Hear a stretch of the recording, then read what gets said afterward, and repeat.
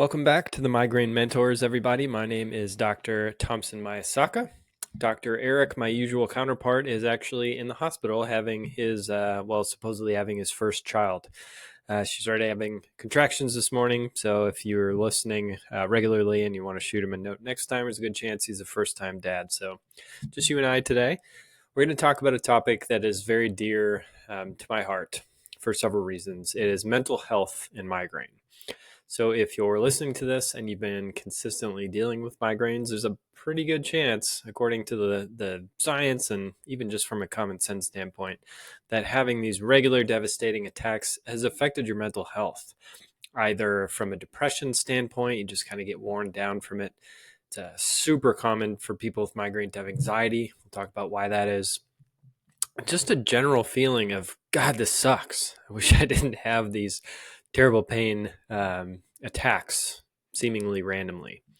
So that's the main topic today, and it's really interesting when you dive into some of the research. See if I can pull up some of the statistics for you guys. Thought it was really interesting that when you really look at some of the hard statistics, if you just hop onto Google and look up mental health and migraine statistics or mental health and migraine research, I'll just read you some of the high points. People with migraine are 5 times more likely to develop depression than those without. Over 50% of people with migraine also have anxiety. And one study found that people with migraine were 25 times more likely to feel nervous or anxious than those without. And then lastly, 89% of people report that migraines have had a negative impact on their mental health, which that one's kind of assumed. If you've ever dealt with them or interacted with someone having more than 20 a month, it's pretty easy to tell right away that they're just completely over it. So this episode is kind of why, different aspects as to what can lead to those mental health problems and then what to do about it. So the first thing has to do with a really interesting list, actually. It's a list of what makes things stressful. So characteristics of events that make them more or less stressful. So the first two, straight off the bat, which I think perfectly describes what having migraine is like. It's unpredictable, and there's a sense that it's not under your control. So some of the most stressful thing I believe that you can go through is the death of a spouse. So that fits those criteria, right? Especially if it happens completely out of nowhere. You don't really have control over it, and seemingly happen randomly. So with migraine, it's like the definition of migraine, right? You don't usually know when your next attack is coming from, and if you don't have a good handle on the medications that you're on, or you don't have a ton of holistic strategies you can do yourself, you don't feel like you have any way to stop it. And so because of those things, just the pure nature of migraine, it makes it incredibly stressful. It makes it super easy to just constantly worry about, okay, well, am I going to go to this event and get a migraine? Like even before you even engage with life, that thought of, okay, well, what if I do get one? What's my exit strategy? Do I have my medications on board? This whole just spiral of worrisome thoughts is totally natural. Like should happen. It's just by nature of what makes things stressful. Migraine, I would argue, is one of the most stressful conditions in the world. You seemingly have no control over it, and it just kind of happens randomly. One of the other aspects that, if you've been listening for a while, you probably heard me tell this story, is when I was in school, actually just before that, I was part of the problem. Apologize for it, but I was one of the reasons why having migraines sucks so bad. It's because I thought that we all get headaches, and my headache, if it crosses this imaginary line, which is different for everybody, that I would get nauseous. And if I had a headache so bad that I was nauseous, that is a migraine. And that's what I think an overwhelming majority of the world still believes. And they think that little threshold that gives them a migraine, yours is just lower than theirs, and that you're just a whiny complainer that can't push through it. And the harsh reality is people are idiots, myself included in that, is they just have no idea how ignorant they are. And it's just exhausting to keep explaining it. I've learned through interacting with hundreds and hundreds of migraine patients, probably closer to thousands at this point, that one of two things is going to happen when you encounter one of those people, and they both suck. The first is you're going to give the whole canned speech you've probably said thousands of times is, migraine's actually not a headache. It's just a larger neurologic illness that headache's a part of. And they're like, okay, whatever, I get headaches too. Super annoying. Bosses, spouses, coworkers, friends, the friends that always blame you for, oh, you always cancel on us. Come on, I get headaches too. So annoying. It cannot affect your mental health. Being so misunderstood on such a consistent basis, such a widespread basis, still just blows my mind how many people still believe that. If we find the person that lumped in migraines with headaches and not seizures, we should send them a big bag of something gross, like dog poop or something, because it's just not a fair comparison whatsoever. The second option, the second thing that's going to happen is you just hear that and you stuff it down. And if you stuff that down enough, it's just going to build up in resentment, and that cannot not affect your mental health. It's just such a tough ride. And for anyone listening, I'm sincerely sorry that I was part of that for so long. I'm trying to do my best to spread awareness and help people become part of the solution. Third reason why ongoing migraines can affect your mental health has a lot to do with the neurochemistry that's created in your stomach. So those are big words for your stomach makes a lot of feel-good chemicals, specifically serotonin.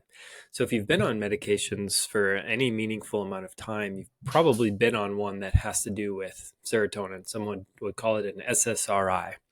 So what those do is they block the recycling of serotonin, so you just have a lot of it around.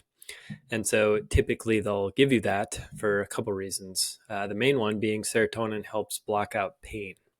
So it's one of the main ways that your body sort of depains itself. And so if you're on these medications, if you look at any medication, if you look up X medication side effects, a lot of them will list digestive stress or some sort of stomach related issues as some of the side effects. Interestingly enough, some of them also list headaches, which we'll get into that at a different time. So the short version is if you're on all these medications for a long period of time and you don't have a proactive strategy to help maintain a good balance of gut bacteria, the environment in your stomach becomes sort of hostile to making these chemicals. It just is not conducive to producing the serotonin, which is produced in your stomach largely, that helps you, one, feel good, and two, block out pain. That's especially when you start to get up into like 20, 25 attacks a month. Those cases are the ones where we almost have to start with the gut, because everything else, that's just sort of the thing that holds everything back. And usually when we fix that, that is the key that unlocks progress in many other areas. There's a whole other huge podcast on that. That's a huge topic in and of itself. So stomach issues can be a huge source of depression from the lack of serotonin. They can also be a huge source of anxiety. I actually ended up in the hospital because of unresolved acid reflux that I thought was, first I thought it was a heart attack, and then it turned into panic attacks. Because my stomach was not keeping the contents in the stomach, and it would regurgitate like way up into my throat. And when it got high enough, it would sort of make my heart beat really fast. So I was getting these like really panicky episodes. I would just be sitting there and all of a sudden I would feel what eventually I learned was heartburn. But until I learned that, I thought I was dying. This is what panic attacks are like. So stomach issues can not only cause mood issues, sort of depressed affect, but it can also have a huge impact on anxiety as well. So what can we do about it? What are some of the resources out there? So one thing I highly recommend for everybody, really, but especially if you're having migraine difficulties, is just talk to somebody. It doesn't have to be a therapist. It could just be a friend that listens. I heard this funny quote that was, you want your therapist to give you advice, but they just listen. And you want your friends to listen, but they just give you advice. So try and find someone that will just listen.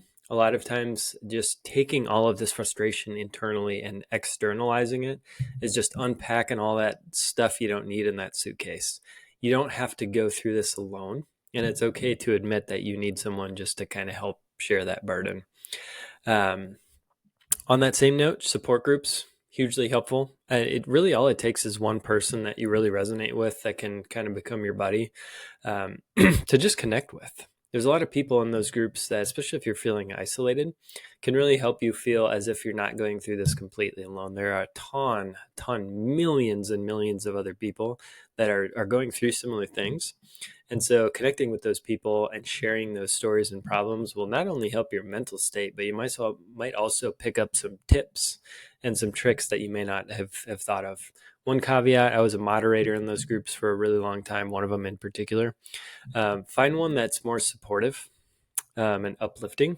Some of them tend to just be a bunch of people complaining, and it gets really sad and depressing and does exactly the opposite of what it's supposed to do.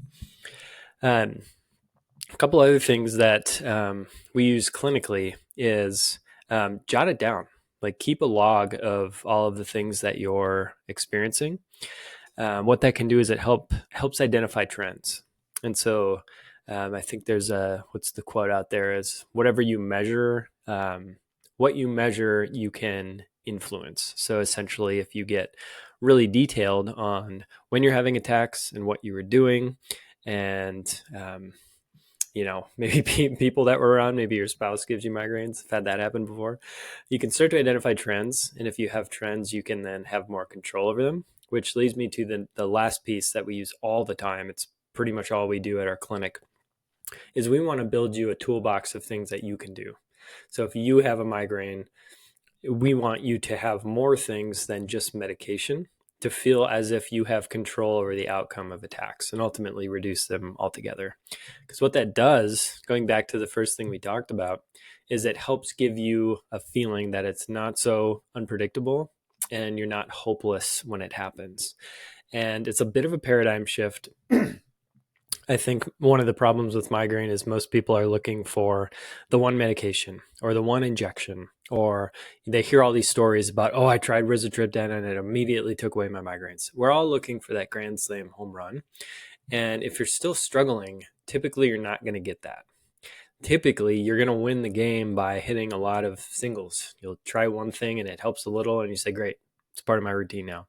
And we just build you this collection of things that really add up over time.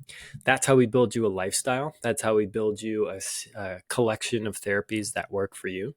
And ultimately, that's how we're able to take people from 25, 30 migraines a month, and then 6 months later, they're having 2 to 3. We see that all the time. It does take some time and some consistent effort, but it's totally doable. And the best part is once we get you there, you're in the driver's seat and you ultimately have access and control to all the things that help.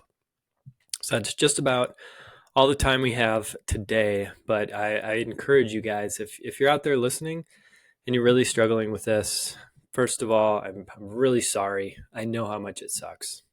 Second, you're definitely not alone. There are millions of people exactly in the same boat, most of the time thinking that they're just as isolated as you may think you are, and you're not. There are people out there, there are resources out there. There are resources like us out there. If you're struggling, just shoot us a message. We reply to all of them. We read all of them.